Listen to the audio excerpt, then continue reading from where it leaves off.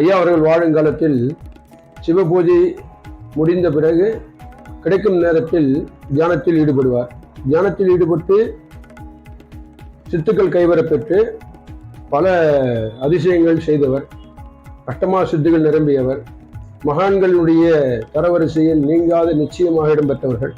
பின்னாளில் வாராகி உபாசகராகவும் பைரவர் உபாசகராகவும் வாழ்ந்தார். தான் வாழும் காலத்தின் இறுதி காலத்தை முன்கூட்டியே அறிந்து தனக்கென ஒரு இடத்தை தான் உழைப்பால் வந்த ஊதியத்தால் வாங்கி அவ்விடத்தில் தான் ஜீவசமாதி அடையும் நேரம் நாள் ஆகியவற்றை தன்னுடைய அன்பர்களுக்கு உறுதியாகவும் உரைத்தார். அவர் நகரியில் வாழ்ந்த காலத்தில் அவர் வாழும்போதே அவரை அமர வைத்து அவர் எதிரிலேயே சிலை செய்தது இன்றும் உள்ளது. அங்கு நகரியில் வாழ்ந்து கொண்டிருப்பவர்கள் அதை பூஜித்துக் கொண்டு வருகிறார்கள்.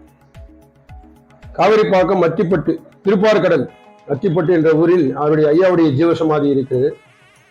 இந்த நாளாகிய 29/6/2024 சனிக்கிழமை அன்று ஐயாவுக்கு 58வது குரு பூஜை விழா மிகப்பெரிய அளவில் இன்றைய நாளில் நடந்து கொண்டிருக்கிறது.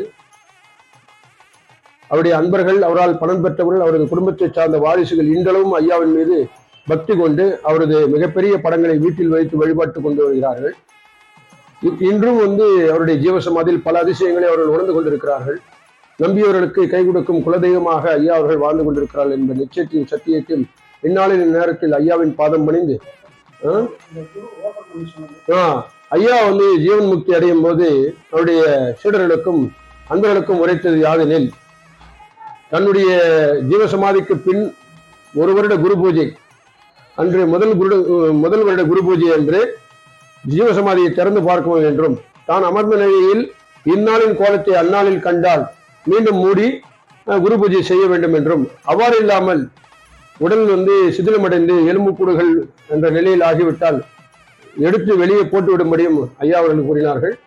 அந்த ஒரு வருடம் முடிந்து குரு பூஜை நாள் அன்று திறந்து பார்க்கும் போது ஐயா ஜீவசமாதி அடையும் போது எவ்வாறு இருந்தாரோ அந்நிலைதனில் மாலைகள் வாடாமலும் சணக்கில் வைத்த நீர் குறையாமலும் ஐயாவுடைய திருமேனி நாம் பார்க்கும் இந்த நேரத்தில் ஒருவரை பார்த்தால் எப்படி இருப்பார் அதே போல ஒருவரும் கேட்டு இருந்தார் என்பது சத்தியம் நிச்சயம் உள்ளது. என்னுடைய தகப்பனார் அவர்கள் அவரை பற்றிய பல விஷயங்கள் அறிந்து என்னிடத்தில் பகிர்ந்து கொண்டிருக்கிறார்கள். நான் பல வருடங்களாக ஜீவசமாதி சென்று பல விதமான கோரிக்கைகளும் விண்ணப்பங்களும் நிறைவேறப்பெற்ற மகிழ்ச்சியில் என்னால் முடிந்ததை சரியோ தவறோ நான் இதை சொல்ல கடமைப்பட்டிருக்கிறேன். நான் சொல்வதில் குற்றம் குறை இருப்பேன், மன்னிக்கவும். சிவாய நம. திருச்சிற்றம்பலம்.